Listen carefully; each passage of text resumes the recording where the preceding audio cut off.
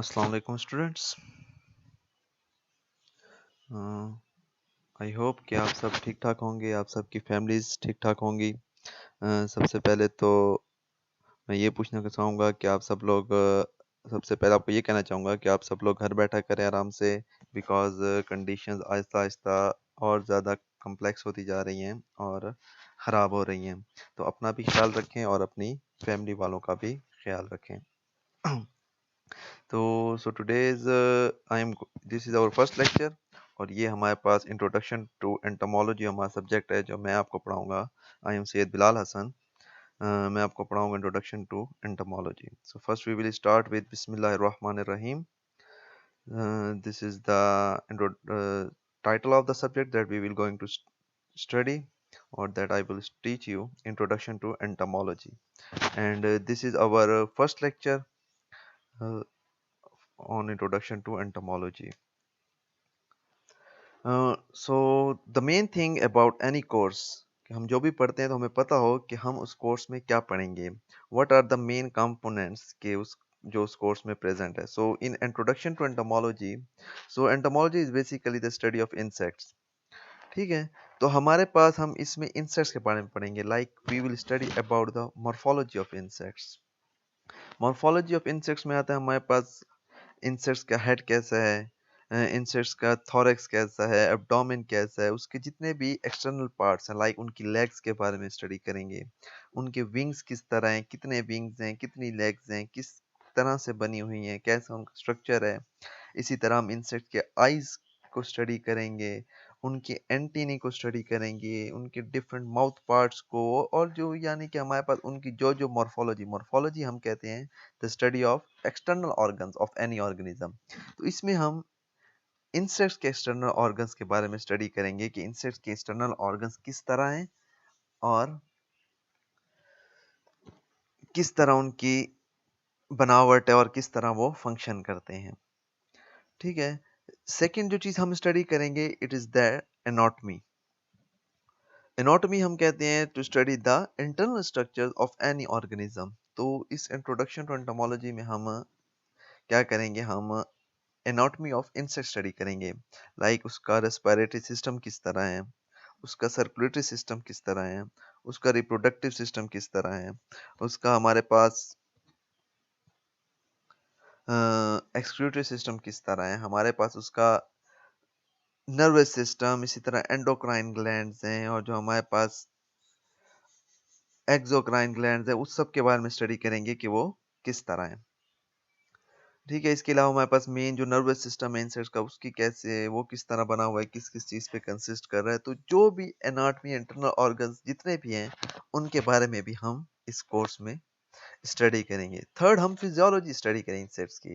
Physiology हम कहते हैं कि उसके कोई भी ऑर्गन्स है, चाहे वो जो जितने भी इंटरनल ऑर्गन्स है वो किस तरह फंक्शन कर रहे हैं उसके बारे में स्टडी करेंगे. लाइक हमारे पास सर्कुलेटरी सिस्टम हमने पढ़ लिया कि इसमें ये हार्ट है और फलाना पार्ट है और ये वाला पार्ट है और उसमें एओर्टा है और डायफ्राम है, साइनसेस हैं. अब हमारे पास फिजियोलॉजी में हम क्या करेंगे कि सर्कुलेटरी सिस्टम किस तरह काम करता है, रेस्पिरेटरी सिस्टम किस तरह काम करता है, उसका रिप्रोडक्टिव सिस्टम किस तरह काम कर रहा है. ठीक है. इसके अलावा हमारे पास उसका एक्सक्यूटिव सिस्टम किस तरह काम करता है, नर्वस सिस्टम किस तरह काम करता है. तो जितने भी इंटरनल ऑर्गन्स हैं उनके हम पार्ट्स, उसके फंक्शंस को स्टडी करते हैं फिजियोलॉजी में. लाइक एंडोक्राइन ग्लैंड्स हैं, जो उनके एक्सोक्राइन ग्लैंड्स हैं, जो हमने डिटेल में भी पढ़े हैं पिछले सेमेस्टर में, वो किस तरह फंक्शन कर रहे हैं इंसेक्ट्स में. जो फोर्थ और इम्पोर्टेंट चीज है कि इम्पैक्ट क्या है इसका ह्यूमन बीइंग्स पे. अब हमारे पास ह्यूमन बीइंग्स, बेसिकली हम ह्यूमंस जो हैं बहुत ज़्यादा सेल्फिश है. हम कोई ऐसा काम नहीं करते जिसमें हमें कोई फ़ायदा ना हो. द सेम चीज़ जब हम कोई चीज़ स्टडी कर रहे होते हैं तो हम ऐसा कुछ भी स्टडी नहीं करते कि जिससे हमें फ़ायदा ना हो. हम सबसे पहले अपना फ़ायदा देखते हैं, उसके बाद हम कोई भी कोर्स या कोई भी सब्जेक्ट स्टडी करते हैं. अब हम लोग ये कोर्स क्यों स्टडी कर रहे हैं, क्यों हर जगह इस कोर्स को पढ़ाया जाता है और इसको ज़ूलॉजी के मेन कोर्सेज में शामिल किया गया है.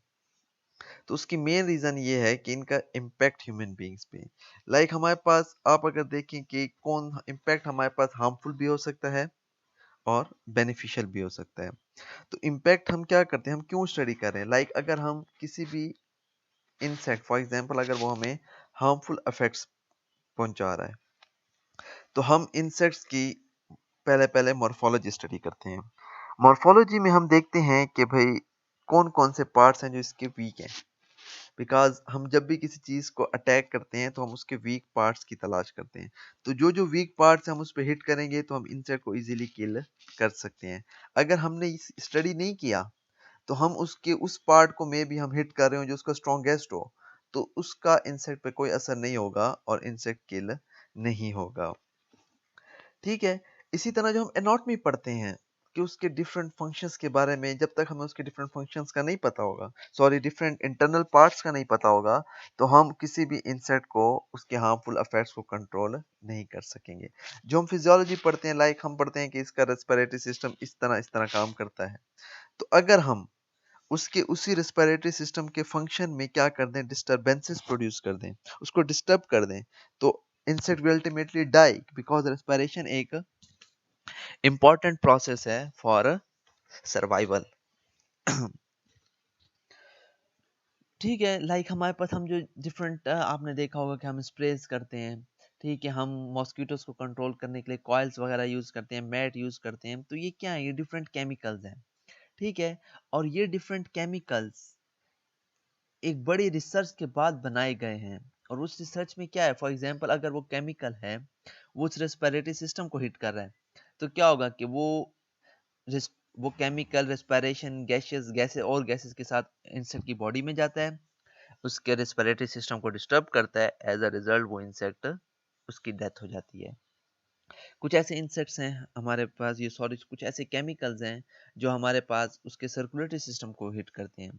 तो फॉर एग्जांपल अगर हम उसके हार्ट को वर्किंग करने से रोक दें, कुछ ऐसा केमिकल अपनाएं कि उनका हार्ट पंप करना रुक जाए, इंसेक्ट विल अल्टीमेटली डाई।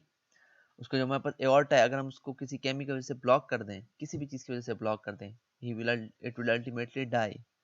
ठीक है, या हम कुछ ऐसा केमिकल दें जिससे उसके ब्लड में या हेमोलिम्फ में टॉक्सिसिटी प्रोड्यूस हो जाए, ही विल अल्टीमेटली डाई। तो इसीलिए हम उसके डिफरेंट पार्ट्स के स्ट्रक्चर्स पढ़ते हैं। लाइक अभी मैं आपको बताऊं कि हम रिप्रोडक्टिव पढ़ते हैं, रिप्रोडक्टिव फंक्शन, कि किस तरह इसका रिप्रोडक्टिव सिस्टम काम कर रहा है, इसके रिप्रोडक्टिव कौन कौन से पार्ट्स हैं।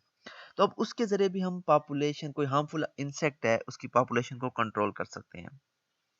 लाइक अभी रिसेंटली, रिसेंटली तो नहीं, 2-3 साल पहले या 4 साल पहले, कि जब हमारे पास डेंगू बहुत ज़्यादा फैल रहा था, मलेरिया बहुत ज़्यादा फैला हुआ था, ठीक है, तो उन्होंने एक रिसर्च की, उसमें एक उनको कंपाउंड मिला या हम कह सकते हैं केमिकल मिला रिसर्च के दौरान, जो मॉस्किटोज में इनफर्टिलिटी प्रोड्यूस कर रहा था।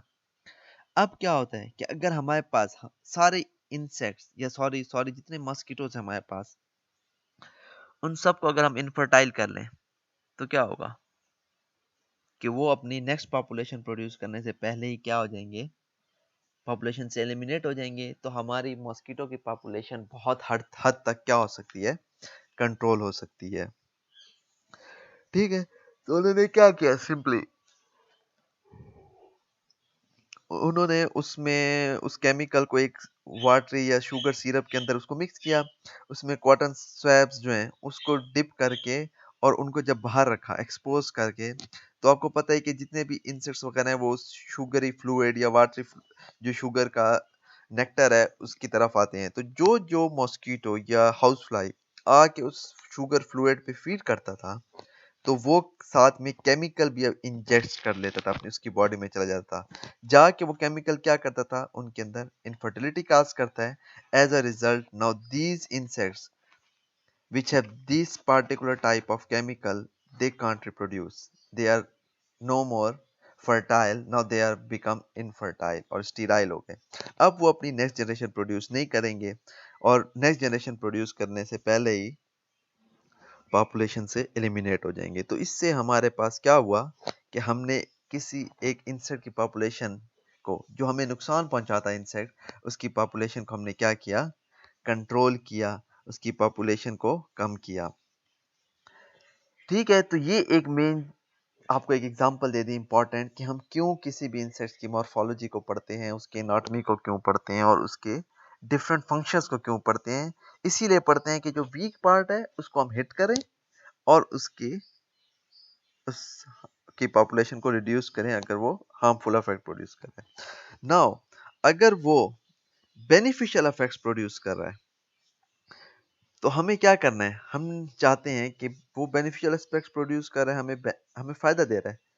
तो इसके लिए हमारा एम क्या होना चाहिए कि उस इंसेक्ट की पॉपुलेशन को हम बहुत ज़्यादा ग्रोथ कराएं।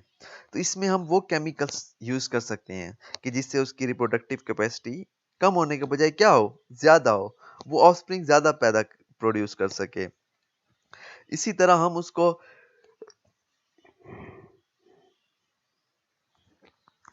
हम देखते हैं कि फॉर एग्जांपल वो किस तरह फ़ायदा हमें पहुंचा सकते हैं। हम उसके फ़ायदा पहुंचाने के मैकेनिज्म को स्टडी करते हैं।